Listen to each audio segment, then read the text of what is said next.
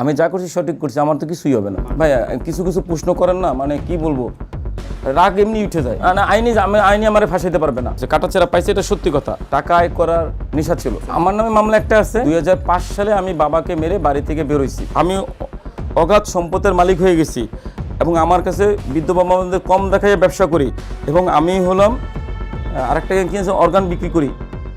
এখানে লিটন সমাদ্দার বলতেছে যে আমার বউর ইনকাম ভালোই চলতেছিল, কিন্তু আমাদের কোনো বাচ্চা হচ্ছিল না। তো আমরা লোকমুখে শুনি যে বৃদ্ধ মানুষ ঘরে থাকলে নাকি বাচ্চা তাড়াতাড়ি হয়, এটা আর কি বলে সবাই। তো বৃদ্ধ মানুষ কোথায় পাবো, আত্মীয় স্বজনের ভিতর থেকে কেউ আনলে 2 দিন পর চলে যাবে। আমি একদিন আগারগাঁও থেকে আসার সময় একটা দেখে অসুস্থ মানুষ রাস্তায় পড়ে আছে, ওনাকে নিয়ে আসলাম। উনি আসার পর 14 দিন পর আমার স্ত্রী খবর দিল যে সে প্রেগনেন্ট। এরপর থেকে আমার সমস্ত কিছু ভালো যাচ্ছিল। এরপর থেকে শুরু হয় আমার বৃদ্ধাশ্রমের। আমি আসলে ভালো কিছু করতে গিয়ে এখন আমি সে খারাপ অভিযোগ শুনছি। আল্লাহ সহায় হোক। আর আপনারা পারলে প্রমাণ করুন, প্রমাণ করে আমার লিটন সমাদ্দারের কাছে আসুন। এই যে ইত্তেফাক ও কালবেলা আমার নামে যে মিথ্যা অভিযোগগুলো দিল, তারা কি জানে?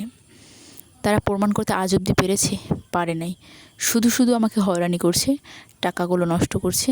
আমার আত্মীয় স্বজন, আমার বউ, পরিবার সহ আমার সবাইকে মানসিকভাবে অশান্তিতে রেখেছে। আমাকে যদি এটা প্রমাণ করতে না পারে, তাইলে আপনারা তাকে ব্লক করতে পারবেন তো? এভাবেই হুমকির মতো লিখেছেন লিটন সমাদ্দার তার ফেসবুক ভেরিফাইড পেজে।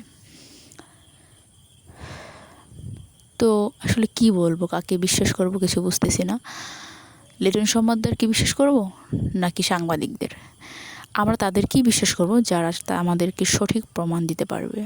এখন পর্যন্ত কোনো সঠিক প্রমাণ পাওয়া যাচ্ছে না। আমরা দ্বিধাদ্বন্দ্বের ভিতরে আছি।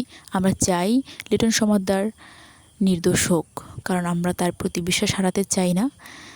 মানে কি পরিমাণ যে তাকে বিশ্বাস করেছে শত শত লক্ষ কোটি মানুষ, এই বিশ্বাস হারালে আমরা কাকে কি বিশ্বাস করব কিছু বুঝতেছি না। এই যে কমেন্টে দেখুন, প্রত্যেকটা মানুষ তাকে কত বিশ্বাস করে রেখেছে।